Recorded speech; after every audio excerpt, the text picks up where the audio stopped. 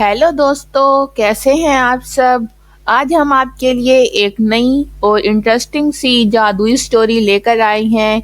उससे पहले अगर आप हमारे चैनल पर नए हैं तो आप सबसे रिक्वेस्ट है कि हमारे चैनल को सब्सक्राइब कर दें और बेल आइकन को प्रेस कर दें। वीडियो को लाइक कर दें और वीडियो कैसी लगी आप लोग कमेंट करके ज़रूर बताइएगा।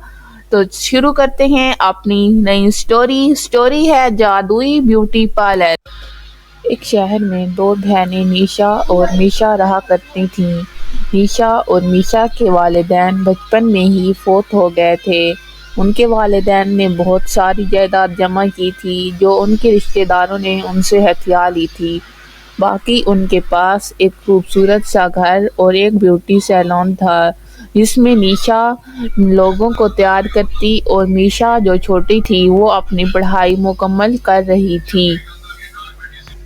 अच्छा मीशा आपी, मैं स्कूल जा रही हूँ। आज मैं स्कूल से देर से आऊँगी क्योंकि आज हमारे स्कूल में एक फेयरवेल पार्टी है जिसकी वजह से मुझे लेट हो जाएगा। आप मेरे लिए परेशान ना होइएगा, अब मैं जाती हूँ। निशा जब अपने पार्लर पहुँचती है तो वो देखती है ग्राहकों की तो लाइन लगी है और सब इतने लोग जमा हैं और वो परेशान हो जाती है कि अब मैं इतना सारा काम अकेली कैसे करूँगी। एक तो मीशा को भी आज ही स्कूल जाना था, थोड़ा मेरी मदद ही कर देती। वो बहुत परेशान होती है लेकिन फिर भी वो अपना काम पूरी जिम्मेदारी से करती है।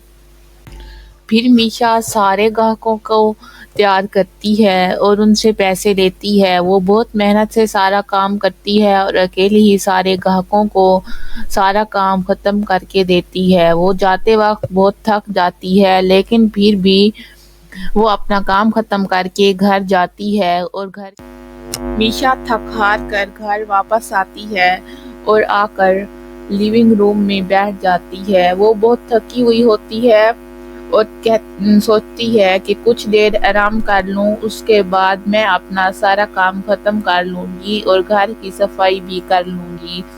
ये सोचते सोचते वो सोफे पर ही सो जाती है और कुछ देर बाद फिर निशा घर आती है तो देखती है कि मीशा सोफे पर ही सोई हुई है तो उसे बहुत बुरा लगता है, लेकिन फिर वो अपनी बदतमीजी का खोल चढ़ाए अपनी बहन से कहती है, निशा आपी, आप अभी तक सो रही हैं? आप कब से घर आ चुकी हैं? काम कौन करेगा आपकी जगह? आप तो हर वक्त बैठी ही रहती हैं। मैं स्कूल से थकी हारी आई हूँ। आपको चाहिए कि मुझे खाना पानी परोसे, नहीं आप तो यहाँ मजे से सो रही हैं। आपके हिस्से का काम कौन करेगा? मुझसे कोई काम नहीं होता। आज वैसे भी हमारे कॉलेज में फेयरवेल पार्टी थी, मैं बहुत थक चुकी हूँ। आप ही सारा घर का काम कर दें, सफाई भी कर दें और किचन में खाना भी बना दें। शाम होने वाली है, मुझे बहुत भूख लगी है। प्लीज जल्दी करें और खाना बनाएं, मुझे बहुत भूख लगी है और आपको तो पता है भूख में मुझसे। फिर दोनों बहनें मिलकर खाना खाती हैं। निशा और मीशा दोनों मिलकर खाना खा रही होती हैं। मीशा जल्दी जल्दी किचन में आती है, पहले वो सब खाना तैयार करती है और उसके बाद निशा को बुलाती है, कहती है, निशा आ जाओ, खाना तैयार हो चुका है, आकर खा लो। खाना खाते वक्त मीशा निशा से कहती है, निशा मैं तुम्हारी मुलाजिम नहीं हूँ, तुम्हारी बड़ी बहन हूँ। तुम्हारा भी हक बनता है कि तुम मेरे काम में मेरा हाथ बटाओ। मैं तुम्हारी सारी ज़रूरियात को पूरा करती हूँ, इसका मतलब ये नहीं है कि तुम कामचोर हो जाओ। मीशा निशा को बहुत अच्छे तरीके से समझाती है। मीशा कहती है, देखो मैं तुम्हारी बड़ी बहन हूँ, मेरा फ़र्ज़ है तुम्हारे सारे काम करना, लेकिन उसके बदले तुम्हारा भी फ़र्ज़ है कि मेरे साथ तमीज़ और इज़्ज़त के साथ बात करो। तुम्हारा हक नहीं बनता कि मेरे साथ ऐसे बात करो।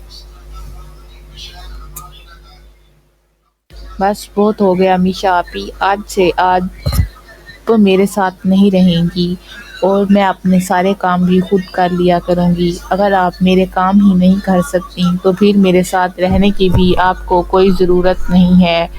और اگر آپ یہ سب گھر اور پارلر میرے نام ہے، میں اپنے سارے کام خود کر سکتی ہوں، مجھے آپ کی ضرورت نہیں ہے۔ جب آپ میرے کام ہی نہیں کریں گی تو میرے ساتھ رہ کر کیا کریں گی؟ کل صبح آپ مجھے میرے گھر نظر نہ آئیں۔ اب آپ جا سکتی ہیں اور اپنے رہنے کا بندوبست بھی کر لیں اور اپنے کام کرنے کا ٹھکانہ بھی ڈھونڈ لیں۔ خدا حافظ۔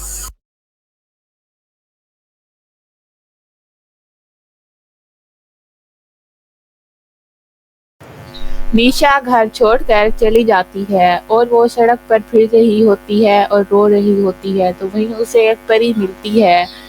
پری ماں بوڑھی عورت کا روپ دھارے سڑک کے پار سے گزر رہی ہوتی ہے تو نیشا اسے پکڑ کر سڑک کے کنارے لگاتی ہے تو پری اپنے اصل روپ میں آ جاتی ہے اور پھر اسے ایک جادوئی میک اپ کا برش دیتی ہے جس سے وہ اپنا جادوئی پارلر کھولتی ہے اور بہت اچھا کمانے لگتی ہے۔ دوسری طرف نیشا کی بہن میشا اپنا سب کچھ بری عادت اور بری صحبت میں کھو دیتی ہے اور وہ ایک دن سڑک کنارے پھر رہی ہوتی ہے۔ جب وہ میشا کو ملتی ہے تو میشا اپنی بہن کو اس حال میں دیکھ کر بہت پریشان ہوتی ہے اور اس سے پوچھتی ہے کہ تمہارے ساتھ یہ کیا ہوا؟